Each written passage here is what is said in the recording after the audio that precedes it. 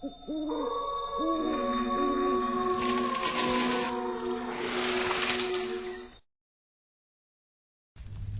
कुछ दिनों पहले ही राघव और नीलिमा की नई नई शादी हुई थी। शादी से पहले उन्हें एक दूसरे को जानने का समय ही नहीं मिला, इसलिए शादी के कुछ दिन बाद ही राघव उसे हनीमून पर मनाली ले आया। चारों तरफ कोहरा और बर्फ से ढकी हुई इमारतें, जिनका नजारा बेहद ही खूबसूरत लग रहा था। दिन भर बर्फ की उन वादियों में घूमते हुए वो दोनों भी बहुत थक चुके थे। राघव, चलो ना होटल चलते हैं, मुझे बहुत थकान हो रही है। अच्छा ठीक है, चलो चलते हैं। होटल रूम में वापस आकर नीलिमा खुद को रिलैक्स करने के लिए एक हॉट शॉवर लेने चली गई। वो अपने चेहरे को ऊपर की ओर उठाकर पानी की गर्म बूंदों से अपने चेहरे को धो रही थी कि तभी अचानक शॉवर से पानी की जगह गहरे लाल रंग के खून की बूंदें बहने लगी। शावर से बहते उस खून को देखकर नीलिमा डर के मारे चिल्लाने लगी। तभी शावर से बहता वो खून अचानक और तेज बहने लगा। नीलिमा ने डर के मारे जल्दी से उस शॉवर को बंद किया और कपड़े पहनकर बड़ी ही हड़बड़ी में बाथरूम से बाहर आ गई। अरे क्या हुआ? तुम इतनी घबराई हुई क्यों हो? वो बाथरूम में। बाथरूम में क्या? अरे हाँ, बाथरूम में तुम्हारे गाना गाने की आवाज आ रही थी। बहुत सुरीला गाती हो यार तुम। गाना गाना लेकिन मैंने तो कोई गाना गाया ही नहीं है। अरे मुझसे क्यों छुपा रही हो? खैर वो सब छोड़ो, जल्दी से तैयार हो जाओ, फिर मैं तुम्हें डिनर के लिए लेकर चलता हूँ। ये सब क्या हो रहा है मेरे साथ? मुझे कुछ भी समझ में क्यों नहीं आ रहा है। डिनर के लिए रेडी होने के लिए नीलिमा ने अपनी ग्रे कलर की साड़ी पहनी और शीशे के सामने बैठकर तैयार होने लगी। तभी शीशे में उसे अपने पीछे खड़ी एक काली परछाई दिखाई दी। उसकी दो भयानक आंखें बेहद बुरी तरह से उसे घूर रही थी।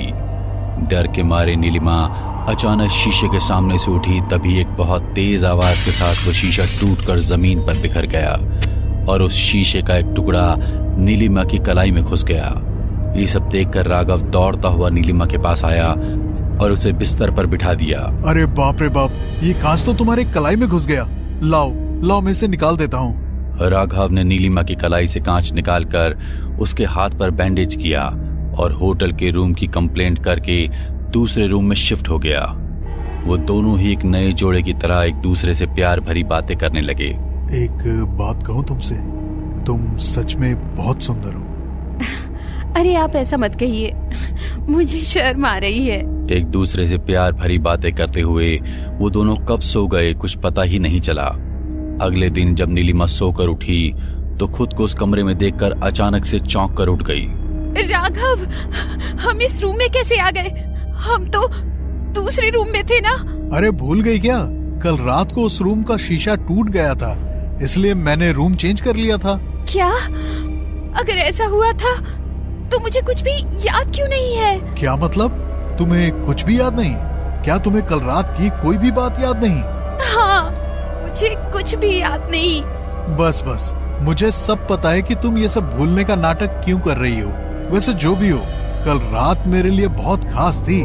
नीलिमा को राघव की कही हुई कोई भी बात समझ नहीं आ रही थी। वो अपने दिमाग पर जोर डालने के बावजूद भी कुछ भी याद नहीं कर पा रही थी। चलो चलो जल्दी उठो, हमें घर के लिए निकलना है।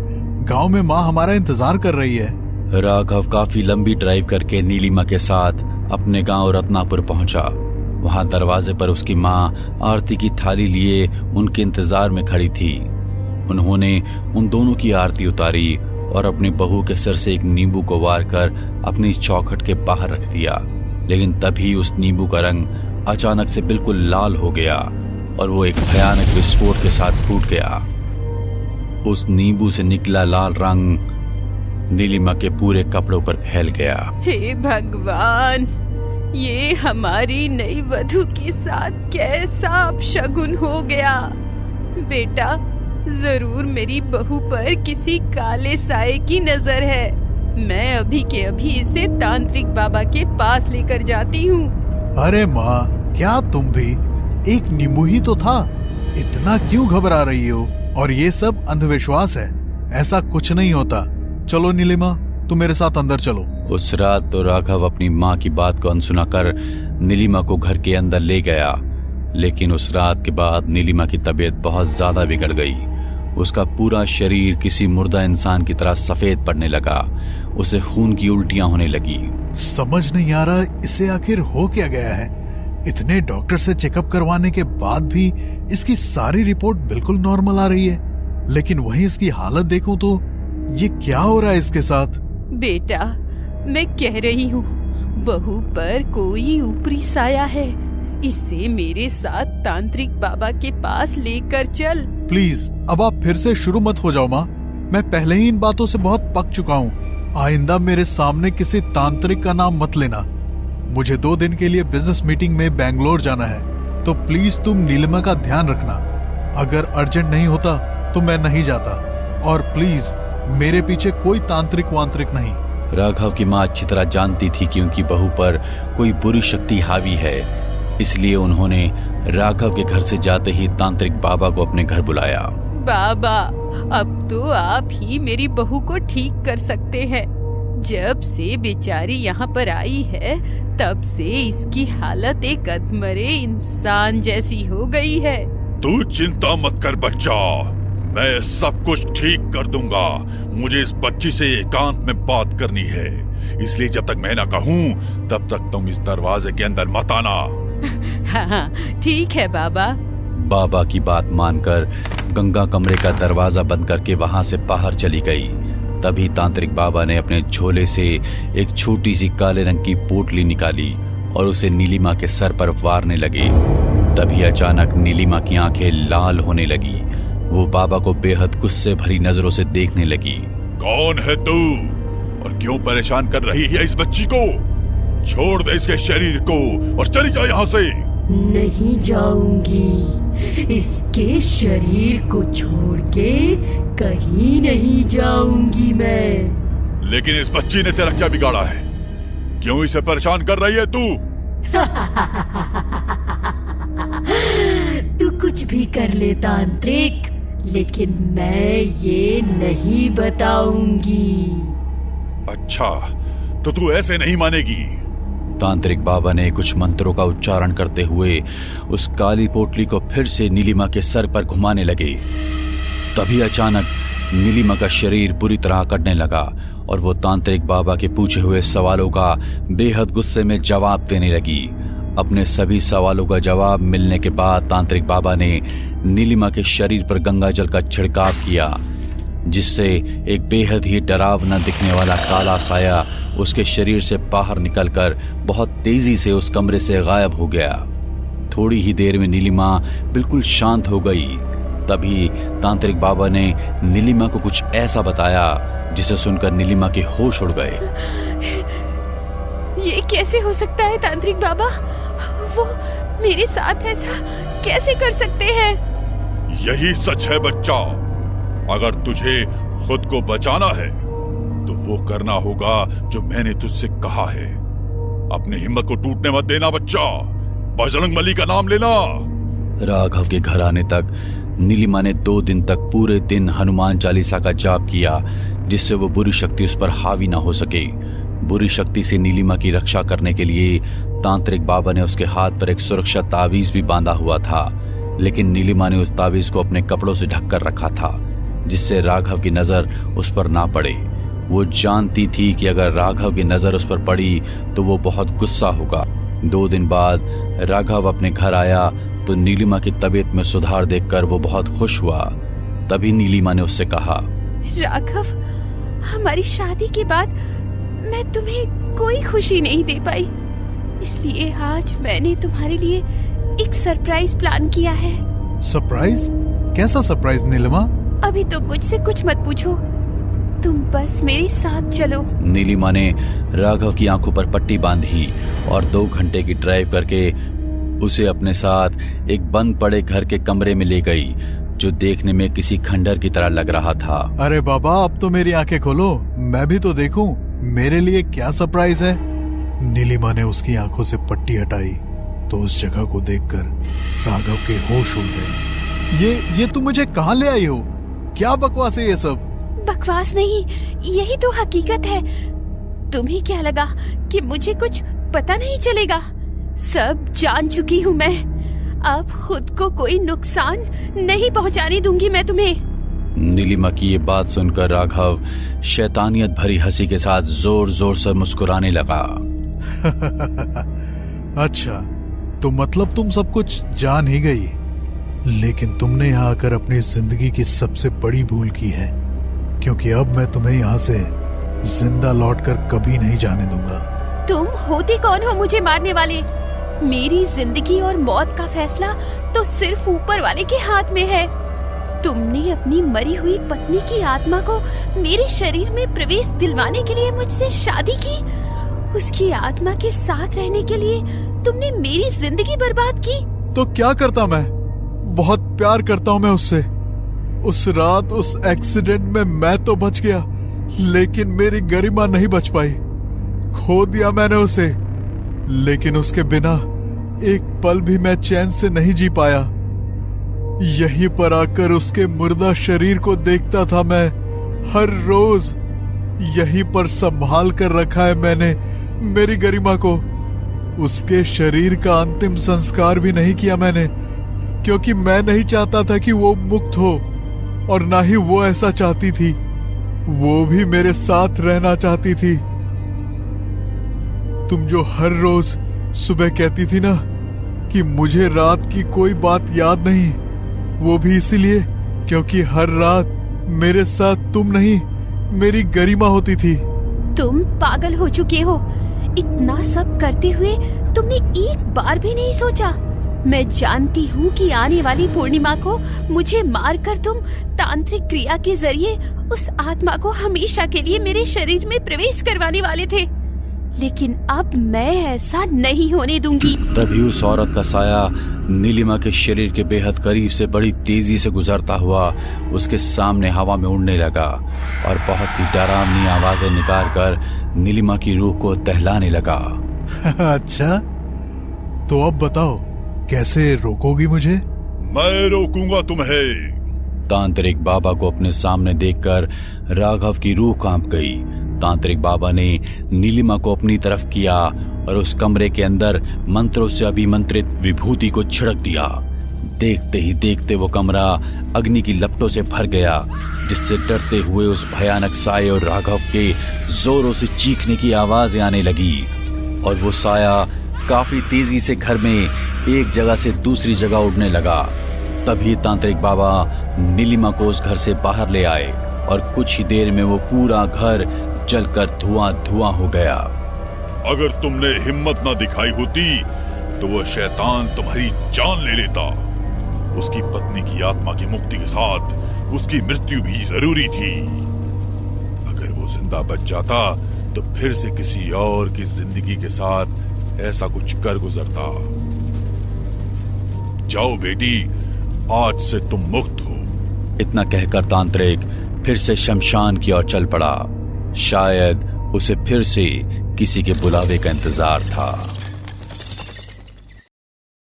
21 बरस का सूरज हॉस्टल में रहकर पढ़ाई कर रहा था। छुट्टियों के लिए वह अपनी मां के पास आया हुआ था। आधी रात का समय था। बाहर मूसलाधार बारिश हो रही थी। दूर कहीं जंगलों से आती सियार और कुत्तों की रोने की आवाज से बदन में झुरझुरी सी दौड़ रही थी। सूरज अपने कमरे में लेटा करवटें बदल रहा था। अचानक उसका प्यास से गला सूखने लगा तो वह रसोई से पानी लाने के लिए कमरे से बाहर निकल गया। रसोई घर से वापस अपने कमरे में आते हुए उसने महसूस किया कि मां के कमरे के दरवाजे के नीचे से धुआं बाहर आ रहा है। सूरज ने चौंक कर पहले दीवार पर लगी घड़ी की तरफ देखा। घड़ी की सुइयां रात के 12 बजा रही थी। सूरज अब काफी परेशान हो गया था। वह समझ नहीं पा रहा था कि इतनी रात गए मां के कमरे से धुआं क्यों और कैसे निकल रहा है। अपनी शंका का समाधान करने के लिए वह मां के कमरे की ओर बढ़ने लगा। कमरे के बाहर पहुंचने पर उसे फुसफुसाकर मंत्र पढ़ने की आवाज सुनाई देने लगी। अपने मन में चल रही उथल पुथल को शांत करने के लिए वह माँ के कमरे में खुलने वाली आंगन की खिड़की के पास आया और कमरे में झांकने लगा। अंदर एक हवन कुंड से धुआं बाहर आ रहा था और कमरे के फर्श पर कुछ अजीबोगरीब सामग्री फैली हुई थी, जिसे देखकर ऐसा लग रहा था वहां कोई टोना टोटका या तंत्र क्रिया चल रही हो। तभी माँ हाथ में एक छोटी सी मिट्टी की हांडी लेकर कमरे से बाहर निकल जाती है। सूरज धीमे कदमों से अपनी माँ का पीछा करता है तो देखता है कि उसकी माँ ने वह टोटके की हांडी बाहर चौराहे पर रखी और वह वापस लौटकर चुपचाप अपने कमरे में सो गई। माँ की ऐसे अजीबोगरीब व्यवहार देखकर सूरज सकते में पड़ गया था। इस समय वह कुछ भी सोचने समझने अथवा बोलने की स्थिति में नहीं था। माँ के अपने कमरे में जाने के बाद सूरज भी वापस अपने कमरे में आकर लेट जाता है। वो रात बीतने के बाद अगला दिन भी यूं ही उथल पुथल में बीत गया और रात घिर आई। जिज्ञासावश रात के 12 बजे फिर से सूरज खिड़की से अंदर झांकने लगता है। सामने उसकी माँ काले कपड़ों में अपने लंबे बालों को खोलकर जमीन पर तंत्र का सामान फैला कोई तंत्र साधना कर रही थी। अंत में उसने फिर से एक मिट्टी की हांडी दी, उसमें टोटके का सामान, एक दिया रखकर फिर से चौराहे पर रखने के लिए घर से बाहर निकल गई। सूरज इसी तरह पूरे 3 दिनों तक अपनी माँ की सारी गतिविधियों को देखता रहता है। चौथे दिन अमावस्या का दिन था। घर के आंगन में लगातार रोती हुई बिल्ली किसी अनिष्ट की सूचना दे रही थी। सूरज की माँ के सामने तंत्र के सामान के साथ साथ एक काला मुर्गा भी रखा हुआ था। अपनी तंत्र साधना पूरी करने के बाद उसने मुर्गे को काट कर उसकी बलि चढ़ा दी। है मेरे मालिक, अगर आपने चाहा तो अगली अमावस्या को बलि जानवर की नहीं किसी इंसान की होगी। इससे ज्यादा कुछ भी देख पाने की हिम्मत अब सूरज के अंदर बाकी नहीं थी। डरते हुए वह अपने कमरे में लौट आया और आंखें बंद कर सोने की कोशिश करने लगा। काफी देर तक बिस्तर पर करवटें बदलने के बाद उसे नींद आ गई थी। सूरज पूरी ताकत लगाकर दौड़ रहा था। दौड़ते दौड़ते वह बहुत थक चुका था। तभी एक पेड़ के तने से अपनी कमर सटाकर वह हाँफने लगता है। अचानक एक लंबी सी चोटी आकर उसके पांव से लिपटने लगती है। सूरज जितना उस चोटी को खुद से दूर रखने की कोशिश कर रहा था, उतनी ही तेजी से वह लिपटते हुए उसके पूरे शरीर को अपनी गिरफ्त में लेती जा रही थी। तभी उसे मंदिर के घंटे की आवाज सुनाई देने लगती है और सूरज का ध्यान कुछ ही दूरी पर बने मंदिर की ओर चला जाता है। ये कोई पुराना सा मंदिर नजर आ रहा था। सूरज कुछ समझ पाता उससे पहले ही उसके ऊपर किसी भयानक आकृति ने छलांग लगा दी, जिसके कारण डर से सूरज के मुंह से चीख निकल गई और उसकी नींद टूट गई। हे भगवान, ये कैसा भयानक सपना था? ये सब क्या हो रहा है मेरे साथ? अपने माथे पर आते पसीने को पोंछकर वह फिर से सोने की कोशिश करने लगता है, किंतु यह सपना इतनी आसानी से सूरज का पीछा छोड़ने वाला नहीं था। अब तो अक्सर ही सूरज को वही सपना नजर आने लगा, जिसके कारण वह बहुत बेचैन सा रहने लगा था। बस बहुत हो गया। आज मैं माँ से अपने सपने का अर्थ जानकर ही रहूंगा। माँ, तकरीबन 1 महीने से मैं आपको देख रहा हूँ। आप हर रोज रात के समय कुछ टोना टोटका करती हैं। ये सब क्या है माँ? अब तो मुझे भी हर रात एक बहुत ही भयानक सपना नजर आने लगा है, जिसमें मैं अपनी जान बचाकर भागता हूँ और फिर एक चोटी आकर मुझे जकड़ लेती है। आप मुझे साफ साफ बताओ माँ, ये सब मेरे साथ क्यों हो रहा है? हो ना हो ये आपके टोने टोटके के कारण ही मुझे ऐसे डरावने सपने नजर आ रहे हैं। लगता है जिस बात को मैंने बरसों से अपनी सीने में दबा कर रखा है, वो बात बताने का समय आ गया है। बेटा, जिसे तुम मेरा टोना टोटका और तंत्र समझ रहे हो, वो कोई टोटका नहीं है, बल्कि तुम्हारी रक्षा के लिए किए गए मेरे प्रयास हैं। क्या बहकी बहकी बातें कर रही हो माँ? मैंने खुद अपनी आंखों से तुम्हें वो सब करते हुए देखा है, और मुझे किस बात का खतरा है जो तुम मेरी रक्षा कर रही हो? मेरी बात ध्यान से सुनो। तेरे पिता कोई आम इंसान नहीं थे। उन्होंने शमशान से साधना की सिद्धियां प्राप्त की हुई थी। अपनी सिद्धियों के बल पर वो अक्सर दूसरे लोक में रहने वाली दुष्ट परालौकिक शक्तियों से उलझते रहते थे। एक बार अपनी सिद्धियों के प्रयोग से उन्होंने डायन को आकर्षित करके इस लोक बुला लिया। डायन को अपने साथ रखने और उससे लाभ लेने के लिए उन्होंने उसकी चोटी काट कर रख ली थी। लेकिन उनके ऐसा करने से डायन बहुत क्रोधित हो गई और वो तुम्हारे पिता के शरीर में रहने लगी। हर अमावस्या की रात को वो गांव में शिकार करने के लिए निकल पड़ती थी। कुछ ही दिनों में गांव वालों को तुम्हारे पिता के बारे में पता चल गया कि उनके अंदर कोई शैतानी शक्ति है। एक दिन आधी रात गए वो किसी आदमी का शिकार करने के लिए निकले ही थे कि उसी समय गांव के लोगों ने उन्हें रंगे हाथों पकड़ लिया और पीट पीट कर उनकी हत्या करने के बाद उनके शव को मंदिर के पीछे दफना दिया। बेटा, जन्म से ही तुम्हारे अंदर पिता के राक्षसी गुण मुझे दिखाई पड़ने लगे थे। जैसे जैसे तू बड़ा होने लगा तो मुझे तेरी चिंता सताने लगी। मैं नहीं चाहती जिन काली शक्तियों के कारण तुम्हारे पिता की जान गई तुम भी उसके प्रभाव में आओ।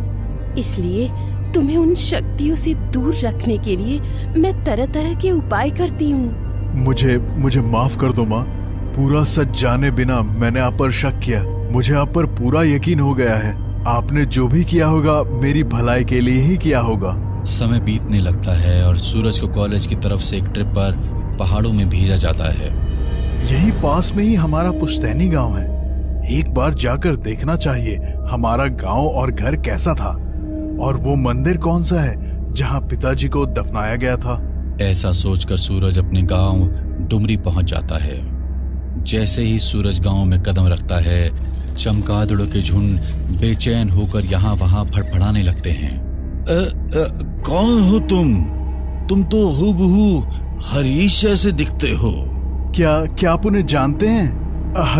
हरीश मेरे पिता थे। हाँ बेटा, मैं उसे जानता हूँ। वो मेरा बहुत अच्छा मित्र था। उसके साथ बहुत बुरा हुआ था। लेकिन तुम यहाँ कैसे पहुंचे? तुम्हें तो वो डायन उठाकर ले गई थी ना? ये आप क्या कह रहे हैं? मुझे कोई डायन नहीं ले गई थी काका। मैं तो अपनी माँ के साथ रहता हूँ। नहीं बेटा, उस डायन ने तुम्हारे माँ पापा और दादा दादी को खत्म कर दिया था और तुम्हें उठा कर ले गई थी। 15 बरस पहले की बात है। इस गांव के काली मंदिर में एक औरत रात के 12 बजे पूजा करने आती थी और माँ काली को अजीबो गरीब चीजें चढ़ाया करती थी। पूरे गांव में इस घटना के कारण सनसनी फैली हुई थी। कभी मंदिर में खून पड़ा मिलता था तो कभी हड्डियां दिखाई देती थी। तुम्हारे दादाजी गांव के सरपंच थे, इसलिए उन्होंने ये फैसला किया कि वे और उनके बेटे पूरी रात मंदिर में पहरा देंगे और पता लगाएंगे कि आखिर कौन ये सब कर रहा है। रात घिरी और रात के ठीक 12 बजे एक सुंदर स्त्री इस मंदिर के अंदर घुस गई। उसके हाथों में एक मानव खोपड़ी थी और उसकी लंबी चोटी जमीन पर लहरा रही थी। मंदिर के अंदर जाकर उसने अपनी तंत्र सामग्री वहां रखी और कुछ सिद्धि करने लगी। उस भयानक स्त्री को देखकर पहले तो सरपंच और हरीश भाई घबरा गए, लेकिन बाद में हिम्मत करके वे उसके सामने गए और गुस्से में उसकी चोटी काट दी। दरअसल वो एक जहरीली डायन थी। उस डायन की चोटी काटने का परिणाम यह हुआ कि अब वह तुम्हारे परिवार के पीछे पड़ गई थी। अमावस्या की रात उसने तुम्हारे घर में घुसकर तुम्हारे दादा दादी पापा और माँ सबको मार डाला। अब तुम्हारे परिवार में बस तुम ही जीवित बचे थे, परंतु डायन कभी भी अवयस्क बालक की जान नहीं लेती, इसीलिए वो तुम्हें उठाकर अपने साथ ले गई थी। गांव वाले तो यही समझ रहे थे कि उस डायन ने अब तक तुम्हारी जान ले ली होगी। अब मुझे सब कुछ समझ में आ रहा है। जो माँ बनकर इतने सालों से मेरे साथ है वो मेरी माँ नहीं है। अमावस्या के दिन वो मेरी ही बलि देकर अपना बदला पूरा करने की योजना बना रही है। बेटा, उस डायन को खत्म करने का बस एक ही तरीका है। काली मंदिर से त्रिशूल लेकर तुम्हें ही उसका अंत करना होगा, नहीं तो वो तुम्हारा सर्वनाश कर देगी। काका की बात सुनकर सूरज को अब तक की सारी पहेली साफ साफ समझ आ गई थी। उसने काली मंदिर से त्रिशूल लेकर अपने पास रख लिया और घर लौट आया। रात के 12 बजे उसे फिर से माँ के कमरे से टोने टोटके और मंत्र पढ़ने की आवाजें सुनाई देने लगती है। उसकी माँ आंखें बंद करके किसी शैतानी साधना में मग्न थी। जैसे ही वह त्रिशूल लेकर डायन की ओर बढ़ा, डायन का शरीर हवा में ऊपर उठने लगा और देखते ही देखते वह भयानक शक्ल वाली एक डायन में बदल गई। डायन की लंबी चोटी अब जमीन को स्पर्श कर रही थी और उसका चेहरा बहुत ही भयानक नजर आ रहा था। डायन ने अपनी लंबी चोटी को हवा में ऊपर उछाला और वह चोटी आकर सूरज के पूरे शरीर को रस्सी की तरह जकड़ने लगी। चोटी की मजबूत कसावट के कारण वह त्रिशूल उसके हाथ से छूटकर नीचे गिर पड़ा था। चोटी ने पूरी ताकत से उसे डायन की ओर खींचा और वह चोटी में जकड़े हुए ही जमीन पर गिर पड़ा। उसे यूं जमीन पर गिरा देख डायन जोर जोर से हंसने लगती है। सूरज खुद को बेहद असहाय महसूस कर रहा था और डायन की चोटी के द्वारा पड़ रहे दबाव से उसके शरीर में खून का बहाव भी रुकने लगा था। तभी उसकी नजर उसके पास में पड़े हुए माँ के त्रिशूल पर गई। अपनी पूरी ताकत लगाकर उसने त्रिशूल उठाया और डायन की चोटी को उससे छू दिया। अचानक ही डायन की चोटी की पकड़ खुलने लगी और वह उसके शरीर से दूर हो गई। मौके का फायदा उठाते हुए सूरज ने जाकर माँ काली का त्रिशूल डायन के सीने में घोंप दिया। एक जोरदार चीख के साथ डायन वहीं जमीन पर गिर पड़ी और धुएं के बवंडर की तरह हवा में गायब हो गई। हमें पूरा यकीन है दोस्तों कि आप लोगों को ये कहानी जरूर पसंद आई होगी। अगर आपके साथ भी कुछ ऐसे अनकहे किस्से हो चुके हैं तो प्लीज हमारे साथ शेयर करें। हम जरूर अपने चैनल पर उनको दिखाएंगे। हमारी ईमेल आईडी नीचे डिस्क्रिप्शन बॉक्स में दी गई है, तो प्लीज हमारे वीडियो और चैनल को शेयर एंड सब्सक्राइब करें और बने रहे हमारे साथ ऐसे ही अनकहे किस्से और कहानियां सुनने के लिए।